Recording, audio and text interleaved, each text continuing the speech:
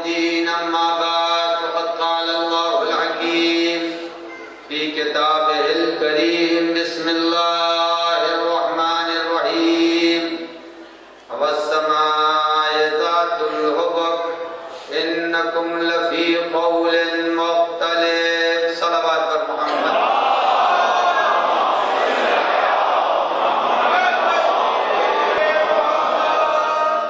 ایک اور اس سے بہتر صلوات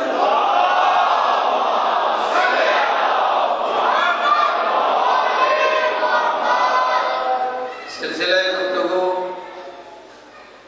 آپ کے اذہان عالیہ میں محفوظ ہے کہ کل میں نے آپ کے سامنے گفتگو کو یہاں تک پہنچایا تھا کہ ہم جس نبی کا کلمہ پڑھ رہے ہیں اور جس کو فخر انبیاء تسلیم کر چکے ہیں وہ ہمارا نبی سلسلہ انبیاء کی ایک فرد ہے،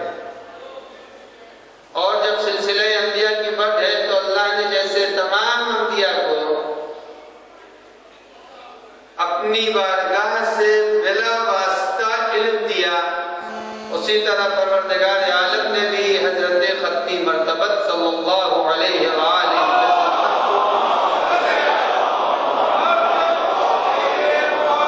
علم عطا کیا۔ خود قرآن مجید نے اس کا ذکر کیا تھا کہ علمہ شدید القویٰ،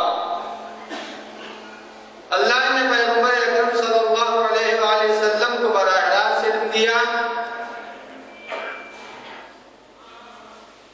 جناب جبرائیل علیہ السلام قرآن جب لے کے آتے تھے تو اس کے معنی یہ نہیں ہے کہ پیغمبر اکرم کو قرآن کی خبر نہیں تھی، یہ نہیں ہے کہ پیغمبر اکرم کو قرآن کی خبر نہیں تھی، کلیات قرآن سے پروردگار عالم پیغمبر کو باخبر کر چکا تھا۔ کلیات قرآن پیغمبر کے پاس تھے، جیسے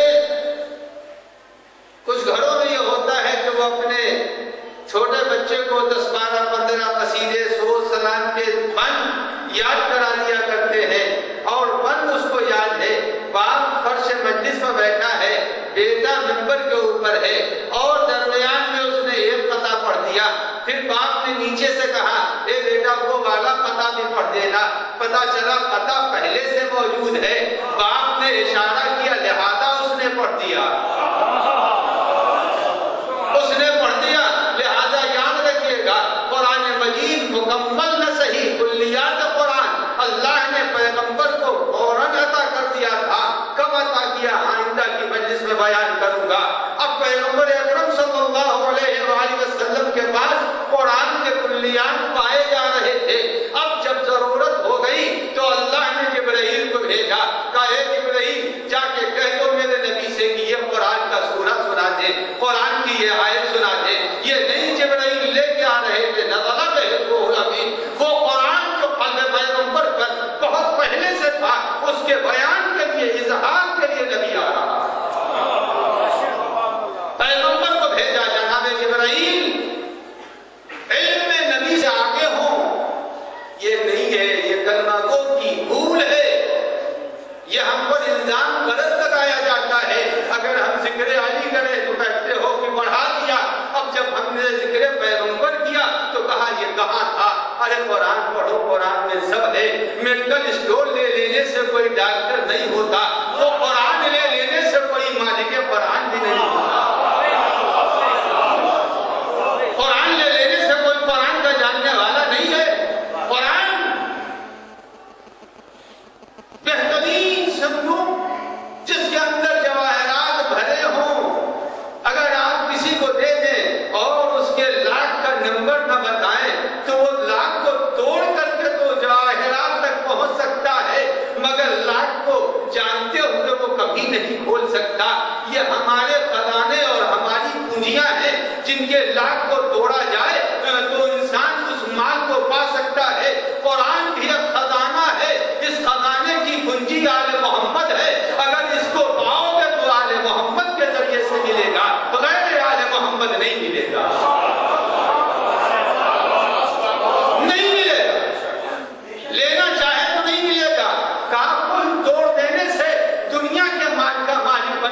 ہے، مگر قرآن کو کوئی لینا چاہے تو اس کی مفتاح، اس کی کلید آل محمد ہے۔ اور جبرائیل آل محمد سے بڑھ گئے؟ نہیں۔ امام جعفر صادق علیہ السلام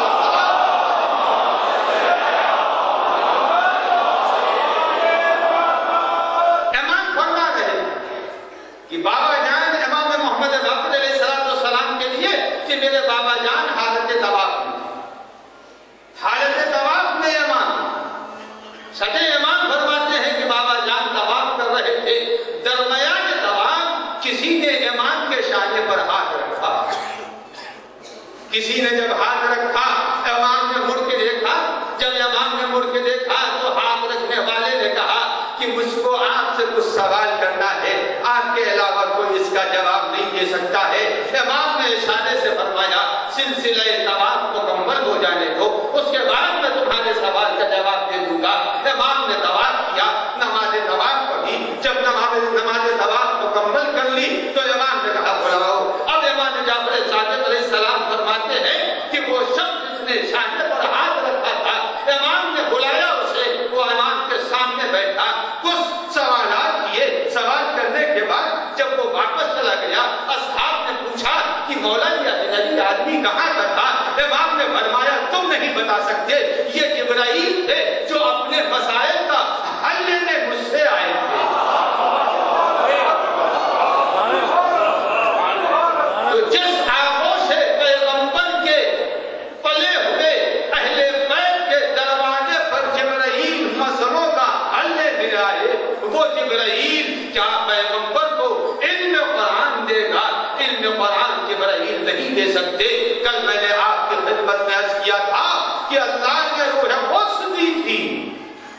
روح قدس کی صفت یہی ہے کہ جب روح قدس آئے گی تو آدمی اس روح قدس کی وجہ سے عالم خود بخود ہوگا۔ روح قدس کی وجہ سے وہ خود بخود عالم ہوگا۔ یہ ناممکن ہے کہ روح قدس آئے اور آدمی عالم نہ ہو۔ ایک علم ہے جس منزل تک روح قدس انسان کو علم دے، بس روح قدس کی خصوصیت ایک منزل ہے، ایک پیمانہ ہے، ایک معیار ہے، وہاں تک روح قدس علم دے گی۔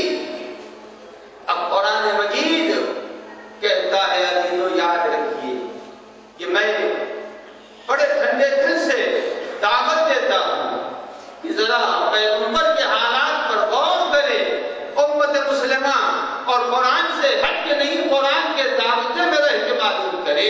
تم کہتے ہو کہ نبی عالم نہیں تھا، تم کہتے ہو نبی جاہل تھا، میں کہتا ہوں نبی جاہل تھا یا عالم تھا، درکنار ابھی اس سے زیادہ میں بحث نہیں کرنا چاہتا۔ میں کہتا ہوں جو سلسلہ نبوت میں آ چکا ہے مگر دنیا میں نہیں آیا ہے، اس کو بھی قرآن عالم کہہ رہا ہے۔ میری لفظوں کو سنیے گا، کابھی سلسلہ نبوت میں ہے مگر دنیا میں نہیں آیا ہے، قرآن اس کو بھی عالم کہہ رہا ہے۔ یہ بتائیے جناب اسحاق نبی ہیں یا نہیں ہیں؟ ہے نا نبی؟ اور جب جناب اسحاق نبی ہیں تو قرآن مجید جناب اسحاق کے لیے کہہ رہا ہے کہ اللہ نے ملک کو جناب ابراہیم کے پاس بھیجا، اور جناب ابراہیم کے پاس یہ پیغام دیا ملک کے ذریعے سے، اے ملک جاؤ اور ابراہیم سے کہہ دو بشروہ بغلام علیم، بشروہ بغلام علیم، ابراہیم سے کہہ دو میں تم کو ایک فرزند علیم دینے والا ہوں، ایک فرزند علیم کی بشارت دینے والا ہوں۔ ابھی تو اسحاق آغوش بادل میں آئے نہیں ہے مگر قرآن نے اسحاق کو بشروہ بغلام علیم، ایک علیم سے تعبیر کیا ہے۔ اگر سلسلے نبوت میں نہ پیدا ہونے والا نبی علیم ہو سکتا ہے تو جو فقر اسحاق ہوگا، جو فقر ابراہیم ہوگا، جو فقر اسماعیل ہوگا، کیا وہ عالم نہیں ہوگا؟ صلوات پڑھنے محمد وآلہ۔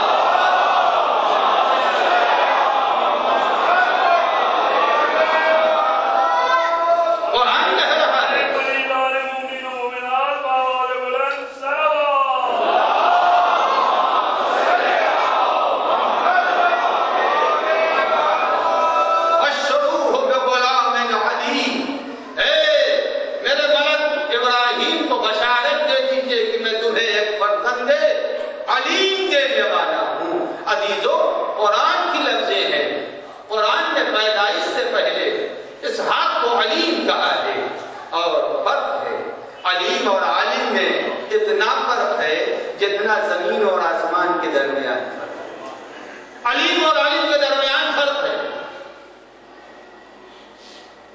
علیم اور عالم کے درمیان فرق کیا ہے؟ علیم عربی گرامر کے اعتبار سے صفت مشبہہ، اور بچے بیٹھے ہوئے ہیں، بچوں کو سمجھا دوں صفت مشبہہ کے معنی کیا ہوتے؟ ایک دو سیکنڈ کی ضرورت ہے، بس اس سے زیادہ نہیں۔ صفت مشبہہ یعنی کچھ خوبیاں آدمی میں وہ ہوتی ہیں جو خوبیاں اس سے جدا نہیں کی جا سکتی۔ مثلا اب حجر اسود، جب ہم نے کہا حجر اسود تو کیا آپ اس پتھر سے سیاہی کو الگ کر سکتے ہیں؟ علیم کے معنی گرامر کے اعتبار سے وہ ذات جس کے درمیان، جس کے جسم اور جس کے وجود اور جس کے سراپے سے علم کو جدا نہ کیا جا سکے، اس کو علیم بولتے ہیں۔ اسی لیے پروردگار عالم کے اسماء حسنہ میں عالم بھی ہے، علیم بھی ہے، علیم بھی ہے، کریم بھی ہے۔ کریم اس کو کہتے ہیں جس کی ذات میں کرم پایا جا رہا ہو، علیم اس کو کہتے ہیں جس کی ذات میں علم پایا جا رہا ہو۔ قرآن نے جب جناب اسحاق کے لیے کہا کہ بشروہ بغلام علیم، میرے ملائکہ ابراہیم سے کہہ دو میں تم کو ایک ایسا بیٹا دے رہا ہوں جس کی ذات میں علم ہے، یعنی علم باہر سے نہیں آیا ہے، ذات نبوت میں علم ہوتا ہے۔ جب ذات نبوت میں علم ہے، سوچو جب ذات نبوت میں علم ہے تو یہ وہ علم ہے جس کو پروردگار عالم نے اور انبیاء کو دیا ہے۔ مرسل عالم کے علم کی ہمارے پاس کوئی حد نہیں ہے کہ نبی اکرم کو کتنا علم دیا گیا ہے۔ یہ تو بشارت دے رہا ہے جناب ابراہیم کو کہ کہہ دو کہ ایک بچہ میں دینے والا ہوں، ایک فرزند دینے والا ہوں جس کا علم ذاتی ہوگا، وہ کسی سے پڑھ کے عالم نہیں بنے گا۔ تو انبیاء دنیا والوں سے پڑھتے نہیں ہیں، دنیا والوں سے انبیاء نہیں پڑھتے، خود بخود جو روح قدس جس کا ذکر کر چکا ہوں وہ آئے گی تو اتنا علم لے کے آئے گی۔ انبیاء کے پاس جو علم دیا ہے اللہ نے، وہ کیا علم ہے، کیا اس کا مرتبہ ہے، اس کے بیان کا موضوع ہمارا نہیں ہے۔ میں تو یہ کہہ رہا ہوں کہ جو انبیاء کو علم دیا گیا ہے، انبیاء میرے محمد مصطفیٰ صلی اللہ علیہ وآلہ وسلم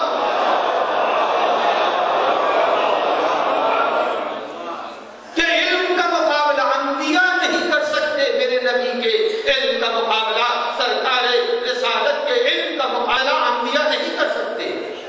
اور کیوں نہیں کر سکتے؟ آئیے میں آپ کے سامنے قرآن مجید کی آیت سناؤں۔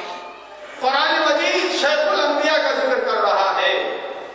شیخ الانبیاء کا ذکر کرتے ہوئے، جناب ابراہیم کا ذکر کرتے ہوئے قرآن مجید کہہ رہا ہے نوریا ابراہیم ملکوت السماوات والارض لیکون من الموقنین، میں نے ابراہیم کو آسمان اور زمین کے ملکوت دکھلائے لیکون من الموقنین، تاکہ ابراہیم کو یقین پیدا ہو جائے۔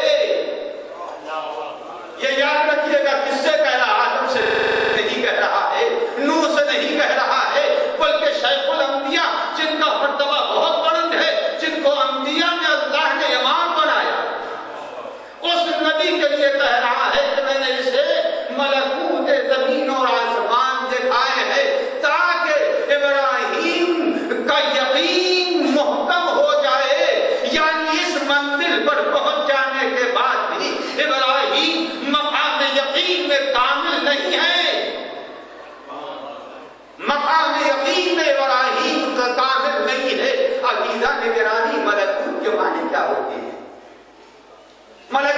معنی کیا ہوتے ہیں؟ ہر چیز کے دو رخ ہیں، ایک ظاہر ہے ایک باطن ہے۔ ملکوت کہتے ہیں باطن، ہر شے کے باطن کو، ہر شے کا ایک باطن ہے، زمین اور آسمان کے باطن کو ملکوت کہتے ہیں۔ نوریا ابراہیم ملکوت السماوات والارض، ہم نے ابراہیم کو زمین اور آسمان کا باطن دکھایا۔ اب جب باطن دکھایا تو جب باطن جناب ابراہیم نے دیکھا، پردے ہٹا دیے رب العزت نے، جب پردے ہٹا دیے تو اب جناب ابراہیم نے کیا دیکھا؟ کیا دیکھا جناب ابراہیم نے؟ جناب ابراہیم نے دیکھا کہ زمین کے اوپر کوئی بدکاری کر رہا ہے، کوئی جھوٹ بول رہا ہے، کوئی گناہ کر رہا ہے۔ جیسے ہی جناب ابراہیم نے یہ دیکھا، فوراً بددعا کے لیے ہاتھ اٹھانا چاہا۔ اللہ نے کہا اے ابراہیم، تمہاری صلاحیت اتنی نہیں ہے کہ تم باطن زمین اور آسمان ملکوت کو دیکھ سکو، پردہ ڈالا۔ اب آپ اندازہ لگائے ابراہیم جیسا شیخ الانبیاء وہ ملکوت زمین اور آسمان کے دیکھنے کے بعد اپنے یقین میں اضافہ کرنا چاہتا تھا، مگر جب اللہ نے اب محمد اور آل محمد کا ذکر کیا تو ارشاد ہو رہا ہے وَجَعَلْنَاهُمْ أَئِمَّةً يَهْدُونَ بِأَمْرِنَا لَمَّا صَبَرُوا لِيَكُونُوا مِنَ الْمُوقِنِينَ۔ ہم نے ان کو ائمہ بنایا ہے اور یہ وہ لوگ ہیں جو صاحب یقین ہیں۔ فرق پہچانیے۔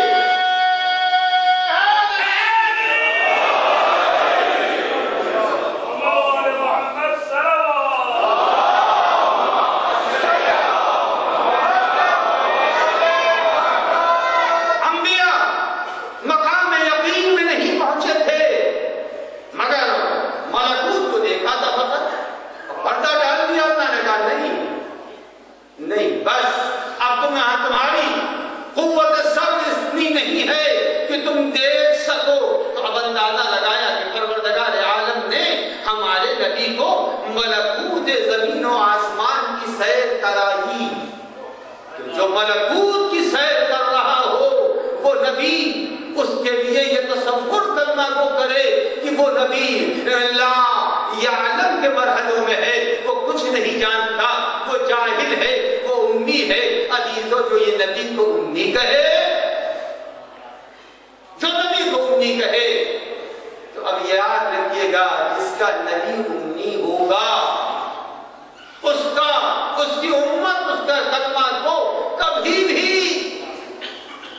پڑھے لکھے نہیں ہو سکتے، کبھی بھی پڑھے لکھے نہیں ہو سکتے۔ نبی کا اقرار بھی کر رہے ہو، نبی کو امی بھی کہہ رہے ہو، تو اللہ نے ابراہیم جیسے نبی کو جب زمین کے اوپر بھیجا تو انہیں ملکوت دکھلائے تھے، مگر محمد و آل محمد علیہ السلام وہ ہیں جن کو اللہ نے وہ علم دیا۔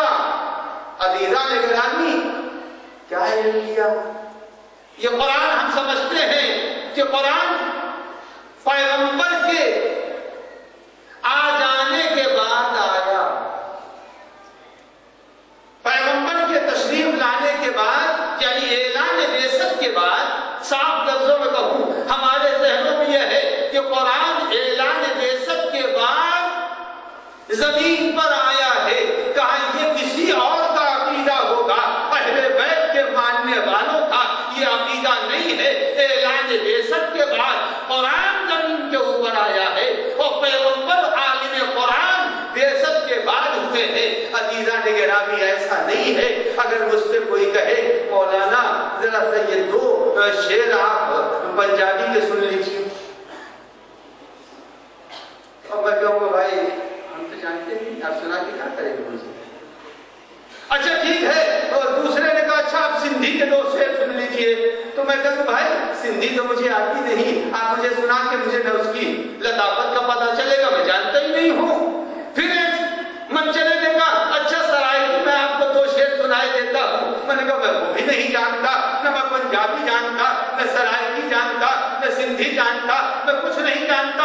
اب اچھا سنیے دو شعر آپ فارسی کے سن لیجئے. میں نے کہا ہاں یہ تو سمجھ بھی لوں گا, عربی کے پڑھ دیجئے وہ سمجھ لوں گا, اردو پڑھ لیجئے سمجھ لوں گا. تو پتہ چلا جو جانتا ہے اس کے سامنے اگر آپ کچھ پڑھیں گے تو وہ اس کو قبول کر لے گا, اور اگر نہیں جانتا ہے تو آپ کے پڑھنے کا کوئی فائدہ بھی نہیں ہے. اب میں پوچھنا چاہتا ہوں جو یہ سمجھتے ہیں اعلان بعثت کے بعد قرآن آیا, بعثت بہت بات کی ہے.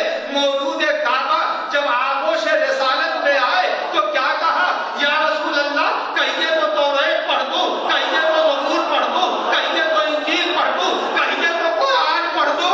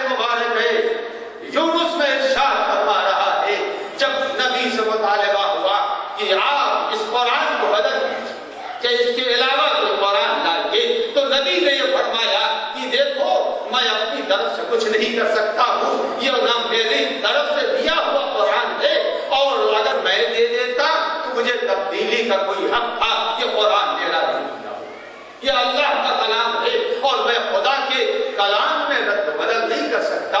مطالبہ کرنے والوں نے مطالبہ کیا, پر نبی نے یہ ارشاد فرمایا کہ دیکھو کیا جملہ قرآن کا, قرآن کہہ رہا ہے, پیغمبر اکرم نے فرمایا لو شاء اللہ ما تلوت علیکم, اگر حکم خدا نہ ہوتا تو میں اس قرآن کو تمہارے لیے تلاوت نہ کرتا, تم سمجھ نہیں سکتے تھے.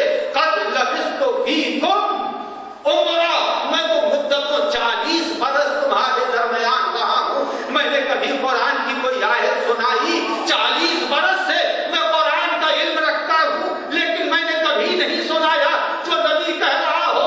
میں 40 سال تمہارے درمیان رہا, قرآن کا علم رکھتا تھا, مگر میں نے کبھی نہیں سنایا. حکم خدا سے آج سنا رہا ہوں. تو نبی جب کہہ رہا ہے میں مدتوں رہا, عالم قرآن رہا, مگر تمہارے درمیان میں نے قرآن کی تلاوت نہیں کی, تو یہ مسلمان کیوں نہیں قرآن پڑھتا, کیوں نہیں مان لیتا کہ نبی اعلان سے پہلے عالم قرآن تھا, نبی عالم قرآن تھا. اور اگر نبی عالم قرآن نہ ہو, قرآن فقط نبی کے پاس نہیں تھا. امیر المومنین علی ابن ابی طالب علیہ السلام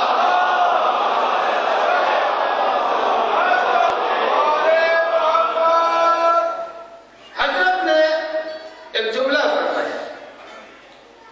حضرت نے فرمایا کہ نبی اکرم نے مجھے علم دیا اور ایسے کیا زبطنی زبطہ, جیسے ایک پرندہ اپنے بچے کو چگاتا ہے. دیکھیے بہت سی تعبیریں مولا کائنات نے اپنے اور پیغمبر کے درمیان کی ہے, لیکن ہر تعبیر کے ایک لطیف پہلو ہے. اس کے اندر فرمایا کہ مجھے ایسے علم دیا ہے جیسے زبطنی زبطہ, جیسے ایک پرندہ اپنے بچے کو دانا بھراتا ہے. عزیزو یاد رکھیے, جو دانا بھراتا ہے پرندہ, بچوں کی پرورش کے مختلف انداز ہیں, دودھ کے ذریعے سے بھی بچے کی پرورش ہوتی ہے, مگر غذا کی شکل بدل جاتی ہے دودھ کی شکل میں. مگر جب دانا کھلاتا ہے پرندہ تو جو لے کے آتا ہے وہی منتقل کر دیتا ہے. امیر المومنین نے فرمایا پیغمبر نے مجھ کو ایسے علم چگایا ہے, بھرایا ہے, جیسے پرندہ اپنے بچے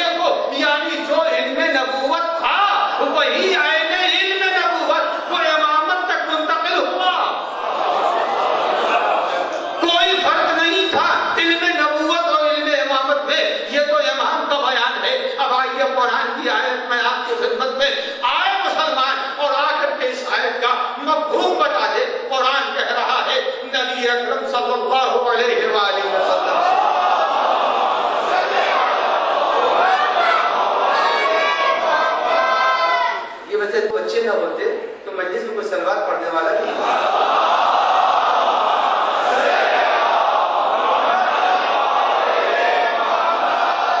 اتنا تو پتا چل گیا کہ نسل نو میں جذبہ صلوات پایا جاتا ہے. صلوات پڑھنے محمد و آل محمد.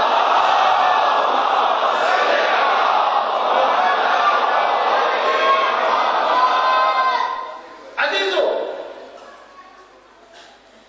اللہ نے جو علم نبی کو دیا تھا، میں قرآن سے ہٹ کے نہیں بولتا، وہ تو بیان امیر المومنین حضرت نبی جب تھا. قرآن کہتا ہے پیغمبر اکرم صلی اللہ علیہ وآلہ وسلم سے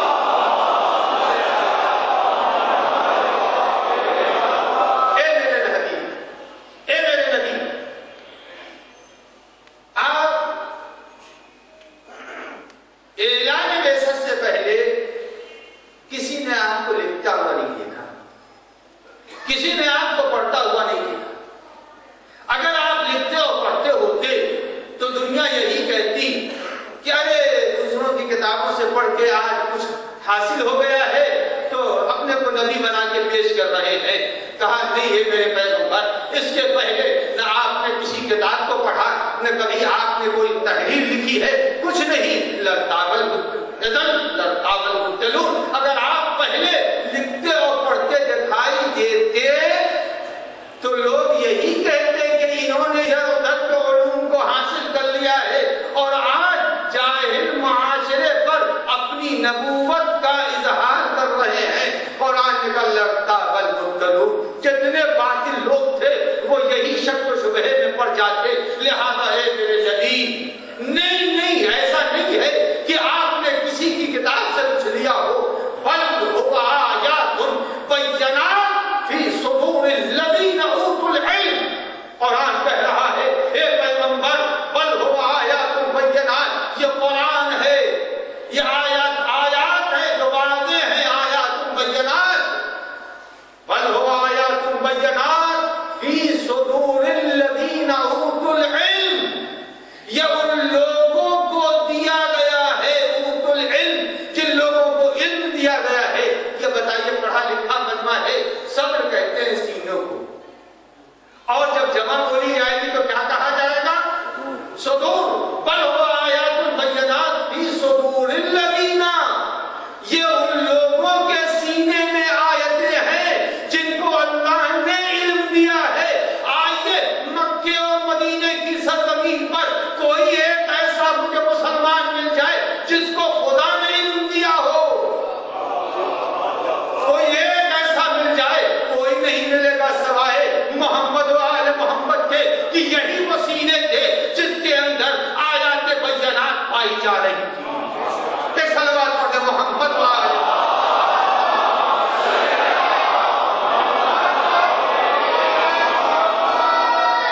اللہ نے علم دیا ہے پیغمبر کو. وہ علم کیا علم دیا ہمیں تو نہیں معلوم. علم کی دو حیثیت ہے پیغمبر. ایک وہ علم ہے، دیکھیے آپ کسی کے یہاں گئے، انہوں نے لا کے آپ کے سامنے حسب استطاعت پذیرائی کا سامان رکھا، آپ نے مزید فرمائش کر کے کوئی چیز منگوا دی کہ ذرا سا نمک لیتے آئیے، ذرا سا مرچ لیتے آئیے. انہوں نے خود کو دے دیا تھا اپنے استطاعت کے مطابق، آپ نے مزید اس کے اندر. عزیز و یاد رکھیے گا کہ پروردگار عالم نے، اللہ نے پیغمبر اکرم کو ایک علم وہ تھا جو روح قدس کے ذریعے سے عطا کر دیا تھا. ایک مرحلہ علم کا جو کل بیان کر چکا. اس کے بعد قرآن کہہ رہا ہے اے میرے پیغمبر، ہم نے آپ کو علم و حکمت عطا کیا. علم اور حکمت میں نے عطا کیا. اب یہ بتائیے اللہ نے پیغمبر کو علم و حکمت عطا کیا، اس کے بعد جو جملہ ہے وہ عجیب و غریب ہے. اے میرے نبی، علمک ما لم تکن تعلم. اے پیغمبر، جتنا چاہیے تھا اتنا علم میں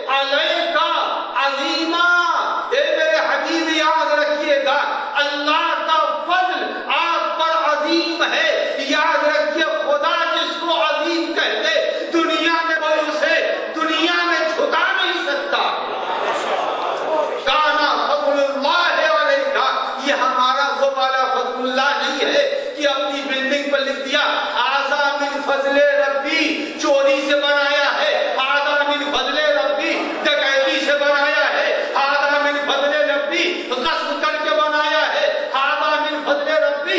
یہ وہ فضل ہے جو فضل الہی سے مل رہا ہے۔ کانا فضل اللہ علیہ عظیما، اے میرے پیغمبر، اللہ نے آپ کو بے پناہ فضل سے سرفراز کیا ہے۔ قرآن کہہ رہا ہے فضل عظیم ہے، فضل کی کوئی حد ہوگی؟ کوئی فضل کی حد ہوگی؟ علم نبی کو ہم نہیں درک کر سکتے۔ عزیزان گرامی، نبی کا علم ہے کیا؟ جو میں نے آپ کی خدمت میں عرض کیا، اگر آپ کے اذہان چلے جائیں، میں وضاحت کچھ نہیں کروں کہ اللہ نے میں کو علم دیا، اس علم تک ابراہیم شرف الانبیاء نہیں پہنچ سکے، اور جو میں نے سنایا وہ تفسیر میں سے، اور تفسیر کس کی ہے؟ ابن کے معنی کیا ہوتے ہیں؟ بیٹا نہ ہوتے ہیں۔ اور کس تفسیر سے میں نے سنایا؟ پتہ نہیں ایسا نام کیوں رکھا، ابن کثیر، پتہ نہیں کیا ذوق ہے کہ صلوات محمد وعلی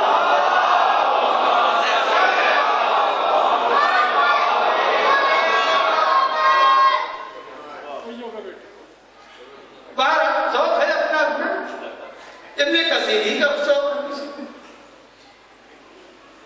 اب یاد رکھیے کہ نبی کو اللہ نے جو علم دیا، اس نبی کے علم کی حد کیا ہے وہ معلوم ہو جائے،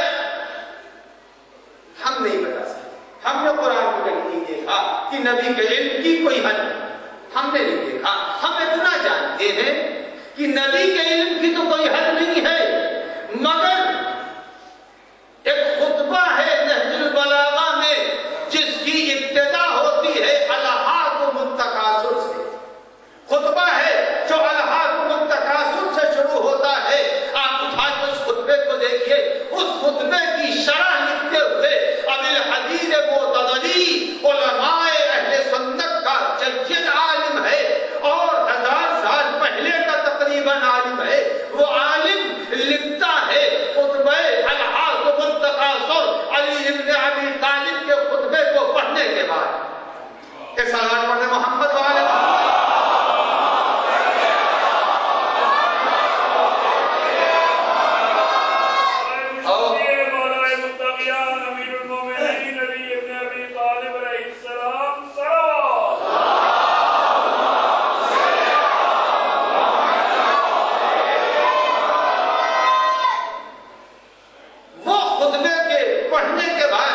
خطبے کی بلاغت اور خطبے کی فصاحت کو دیکھنے کے بعد جو جملہ لکھتا ہے، وہ جملہ یہ بتا رہا ہے کہ جس نبی کی آغوش کا پلا علم کے اس مرحلے میں ہے، اس نبی کے علم کو کون محسوس کر سکتا ہے؟ وہ لکھتا ہے خطبہ الہاکم التکاثر کے پڑھنے کے بعد، کہتا ہے قرآن میں کچھ ایسی آیتیں ہیں جن آیتوں پر پہنچنے کے بعد واجب ہے کہ ایک انسان مسلمان سجدہ کرے۔ حیری ہے، قرآن میں کچھ آیتیں وہ ہیں جس کو پڑھنے کے بعد مسلمان پر سجدہ کرنا واجب ہے۔ اب الحدیث کہتا ہے علی کا یہ وہ خطبہ ہے کہ دنیا کے ادیبوں کو پڑھنے کے بعد علی کے خطبے کے سامنے سجدہ کرنا چاہیے۔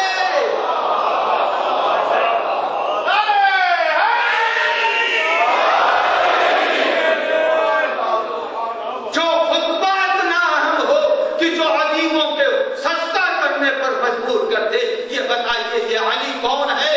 علی نبی کی آغوش کے پلے ہیں، نبی کی آغوش کا پلا علی اتنا عالم ہے، اتنا عالم ہے، تو وہ نبی کتنا عالم ہوگا؟ ہم نبی کے علم کی حد طے نہیں کر سکتے، اس لیے کہ ہمارے پاس علم کی کہ ناپنے کے لیے کوئی حد نہیں ہے۔ ہم کیسے ناپیں؟ ہم کیسے ناپیں کہ پیغمبر وہی پھر وہی آئے؟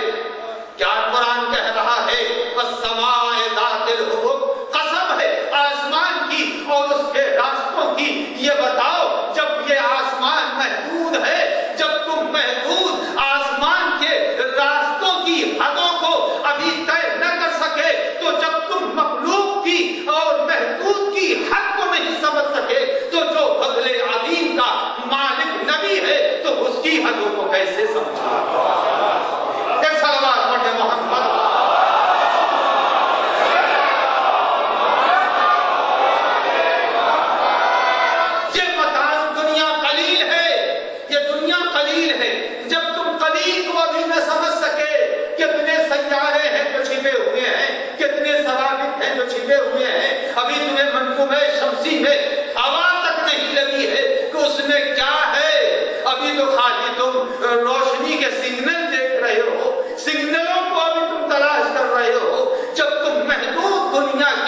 ابھی روشنی کے سگنلوں تک نہیں پہنچے ہو تو وہ بتاؤ جس نے دنیا کو آنکھوں سے بنتے ہوئے دیکھا، جس نے ستاروں کی تخلیق دیکھی، جس نے چاند کا وجود دیکھا، جس نے ستاروں کو دیکھا، جس نے ملائکہ کو بنتے ہوئے دیکھا، جب آدم نہیں تھے تو تھا، جب نوح نہیں تھے تو تھا، جب انبیاء نہیں تھے تو تھا، تم اس کو کیسے سمجھو گے جب ہمارے قلیل کو نہیں سمجھ رہے ہو؟ کانا فضل اللہ علیہ عظیما، جس پر میرا فضل عظیم ہے اس نبی کو کیسے پہچانو گے؟ یہ صلوات پڑھنے محبت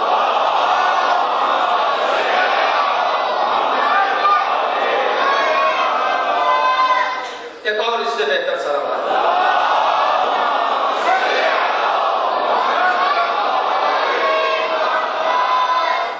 نبی جس مرحلہ علمی پر فائز ہے، نبی کے مرحلے علمی کو تو جگ کرنا بہت بڑی بات ہے۔ ایک آدمی کے علم کی حد آپ نہیں بتا سکتے کہ اس کی حد کیا ہے۔ جو در اہل بیت سے وابستہ مراجع ہیں آپ ان کی فکری حدوں کو نہیں طے کر سکتے ہیں۔ جو در اہل بیت کے مراجعوں کی فکری حدوں کو نہ بتا سکتا ہو وہ اہل بیت اور ائمہ خدا اور نبی اکرم کے علوم کی حد کو کیا بتائے گا؟ عزیزو ہم کسی کو بڑھاتے نہیں ہیں، ہم نہیں بڑھاتے، ہم نے کب علی کو بڑھایا؟ بڑھاتے وہ ہیں جو چیزیں کھینچی ہو جاتی ہیں۔ میں نے دیکھا بچے ربڑ کو کھینچتے ہیں، چھوٹا ہوتا ہے تو کھینچتے ہیں، جو پہلے ہی سے بڑا ہے اس کو کیا کھینچیں گے؟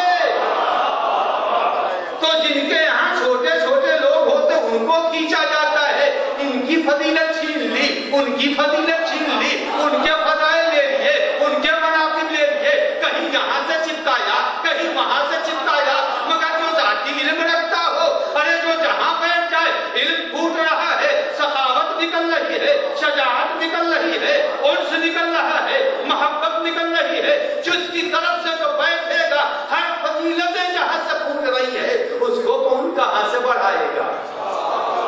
عزیزو یاد رکھیے گا، چھوٹے دریا میں بڑے دریاؤں سے پانی لا کے ملایا جاتا ہے، جو چھوٹے ہوتے ہیں ان کو بڑے دریاؤں سے متصل کرتے ہیں، جو پہلے کائنات ہو اس میں کہاں سے پانی ملائیں گے؟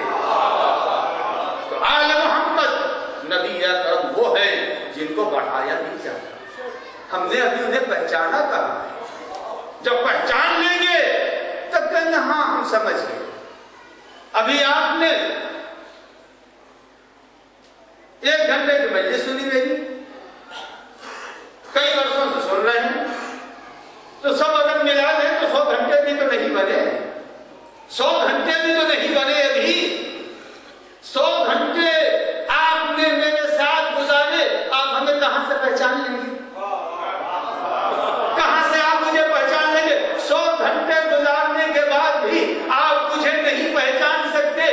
جب آپ 100 گھنٹے میرے پاس رہ کے ہمیں نہ پہچان سکے تو کوئی آیا ہے اور آ کر کے ابھی کلمہ پڑھا اور پھر بکریاں چرانے چلا گیا، کوئی آیا ہے ابھی کلمہ پڑھا اونٹ چرانے چلا گیا، کوئی آیا ہے ابھی کلمہ پڑھا اور جا کے خریداری میں لگ گیا، جو آیا اور چلا گیا وہ نبی کو کیا پہچانے گا؟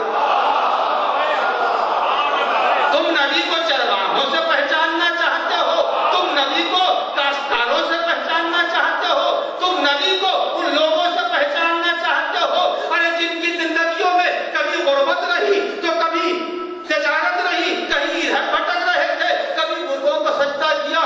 عزیزو یاد رکھنا نبی ان لوگوں کے ذریعے سے نہیں ملے گا جنہوں نے اونٹوں کو چرایا، وہ نبی کو نہیں پہچنوا سکتے۔ نبی کو وہ پہچنوائے گا جس نے کہہ دیا تو اونٹ نے نبی کے سامنے بولنا شروع کر دیا، جو ناکوں کو زبان دے دے وہ پہچنوا سکتا ہے۔ ہم نہیں بڑھاتے، ہم بڑھا کے کہاں سے بڑھائیں گے؟ ہم تو اتنے پابند ہیں اصول کے، لوگ کہتے ہیں کہ آپ علی کو تشہد میں شامل کر دیجئے، ہم کہتے ہیں ہم نہیں کر سکتے، وہ انہوں نے دیا ہے، ہم کیسے شامل کریں؟ ہم اتنے پابند ہیں، ہم نہیں بڑھا سکتے، اس لیے کہ اگر ہم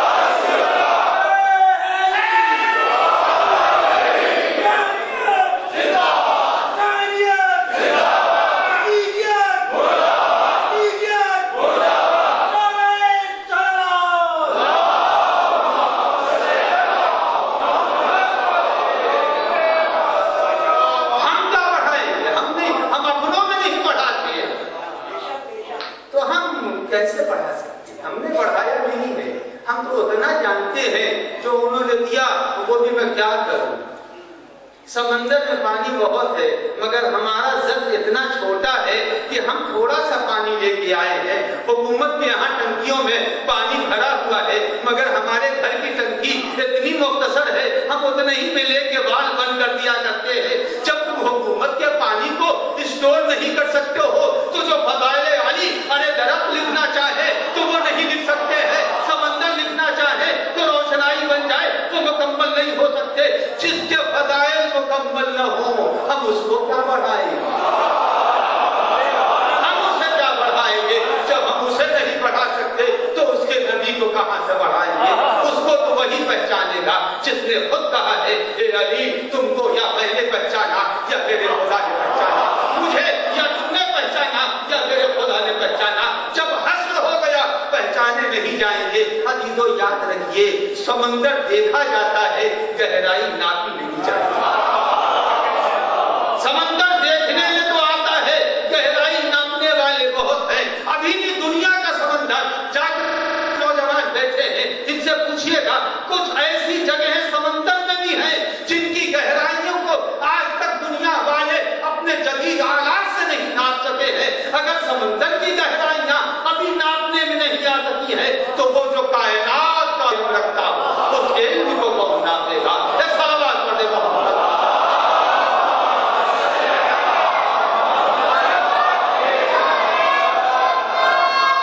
अजीजों आज इतना ही, कल सुनिएगा नबी अकरम और अंबिया में फर्क क्या है।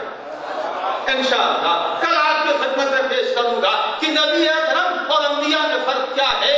हमने ये जो कलमा पढ़ा है ला इलाहा इल्लल्लाह मुहम्मदुर रसूलुल्लाह, बदनसीब है वो जो नबी का कलमा पढ़ के उन्हें आदम के जैसा भी न समझे, नबी का कलमा पढ़ के नूह के जैसा भी न समझे, नबी का कलमा पढ़ के इब्राहिम का जैसा भी न समझे।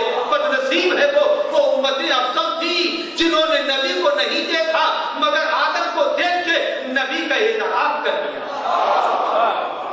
वो अफजल थे। आदम की उम्मतों ने नबी को नहीं देखा, गुज़श्ता अंबिया की उम्मतों ने नबी को नहीं देखा मगर उनकी अज़मतों का इतराफ कर लिया। अजीजों इस्माइल सादिक़ुल वाद के साथ क्या हुआ? इस्माइल सादिक़ुल वाद के साथ क्या हुआ? उनकी उम्मत ने उन्हें जिंदा उनके जिस्म से जिल्द को जुदा कर दिया जैसे बकरे से खाल को उतारा जाता है। इस्माइल सादिक़ुल वाद, इस्माइल नबीउल्लाह नहीं, मशीयत को गैज़ आया, मशीयत को गैज़ आया। कहा है इस्माइल सादिक़ुल वाद, ये बताओ मैं तुम्हारी उम्मत से बदला दूंगा, इंतकाम लूंगा, अज़ाब भेजूंगा। कहा पालने वाले वो तो तुझे इख्तियार है, वो तुझे इख्तियार है। कहा मैं तुम्हें अज़्र देना चाहता हूँ। कहा मुझे अज़्र देगा तू।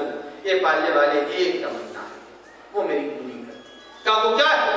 कहा मैंने जिब्राइल से ये सुना है कि जो फर्जंदे रसूल होगा, नबी का आखिरी नवासा, मैदान करबला में प्यासा हो। इस्माइल सादिक़ुल वाद ने कहा मैंने सुना है, जिब्राइल ने कहा वो प्यासा शहीद किया जाएगा। और जिब्राइल ने एक जुमला और बताया है। जिब्राइल बता रहे थे कि फर्जंदे रसूल को पानी इतने दिनों से बंद कर दिया जाएगा और पानी नहीं मिलेगा कि नबी का नवासा आंखों के सामने धुआं धुआं हो जाएगा। मैंने एक डॉक्टर से पूछा था कि प्यास की शिद्दत के बाद क्या होता है? उन्होंने कहा प्यास की शिद्दत के बाद रोशनी पर असर पड़ता है। प्यास की शिद्दत के बाद रोशनी पर असर पड़ जाता है। तब मैंने समझा शायद इसीलिए अली अकबर की शहादत के बाद हुसैन ने कहा था ये बेटा मुझे नजर नहीं आता, इसीलिए शायद कहा था मेरे लाल मुझे नजर नहीं आता। अभी तो हुसैन का छोटा सा लश्कर, उस छोटे से लश्कर का एक अलमदार था और अलमदार जिनके लिए जनाब ज़ैनब ने शहादत के बाद कहा था ए भैया अब्बास जब तक तुम जिंदा रहे, जब तक तुम जिंदा रहे दुश्मन तुम्हारे खौफ से चल रहा था और हम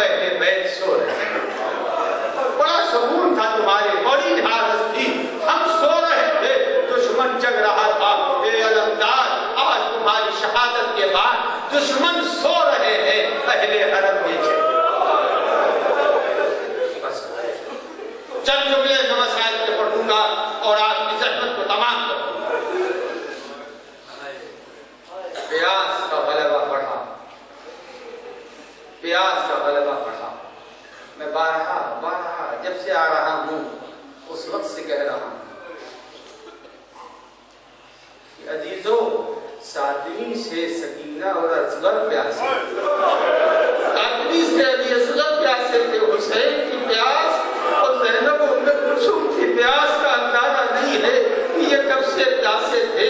پانی بچا بچا کے اپنے بچوں کو پلا رہے تھے، مگر 6 کی شام سے پانی جو ختم ہوا تو ساتویں سے علی اصغر پیاسے تھے، سکینہ پیاسی تھی. عزیزوں، جب پیاس بڑھنے لگی بچوں کی تو ایک مرتبہ علمدار نے آ کے کہا، اے بھیا مجھے اب لڑنے کی اجازت دیجیے، اب میں گھاٹ کے اوپر جاؤں گا اور دریا کو خیمے تک لاؤں گا. امام نے ویس کو دیکھا، عباس کی جرأت سے باخبر تھے. امام نے جب علمدار کے یہ ویس کو دیکھا کہ دریا کو کاٹ کر خیمے تک لاؤں گا، یہ کون مجھے روک لیتا ہے. حسین نے عباس علمدار سے کہا، اے بھیا یہ وقت جنگ کا تو نہیں ہے، ارے بچے پیاسے ہیں، جاؤ مشکیزہ لے لو اور مشکیزہ لے کے پانی لیتے آؤ. علمدار نے جب بھائی کا یہ حکم سنا خیمے تک گئے اور جا کے کہا، بیٹی سکینہ، اے بیٹی مجھے مشکیزہ دے دو، میں پانی لا کے تمہیں سیراب کر دوں گا. ارے سکینہ نے پانی کے لیے مشکیزہ دیا. جب سکینہ مشکیزہ دے رہی تھی، زینب کو خبر ہوئی علمدار مشکیزہ لینے آئے ہیں. ایک مرتبہ دوڑی ہوئی خیمے سے آئی اور کہا، اے میرے باجائے عباس، ایک لمحہ میرے لیے مقرر کر دو. اے بھیا ذرا تم ہماری ایک بات سن لو. کہا بہن فرمائیے. اے میری ماں جائی فرمائیے. کہا اے میرے ماں جائے، اے میرے ماں جائے، جب بابا دنیا سے جا رہے تھے تو پورے وقت آتے مجھ سے پوچھا تھا، اے زینب یہ بتاؤ فاطمہ نے تم سے کیا کہا. عزیزوں سنیے گا، اس کے بعد شبیہ برآمد ہوگی. کہا بیٹی تمہاری ماں نے تم سے کیا کہا تھا؟ تو کہا، اے بابا مادر گرامی نے خبر دی تھی کہ اے بیٹی جلدی جلدی میں آپ کی خدمت میں عرض کر دوں اس وصیت کے چند جملوں کو. اے بیٹی، ارے تیرا بابا بھی مارا جائے گا، تیرا بھیا حسن بھی شہید ہوگا. اے بیٹی، ایک وقت وہ آئے گا کہ تم کربلا میں حسین کے ساتھ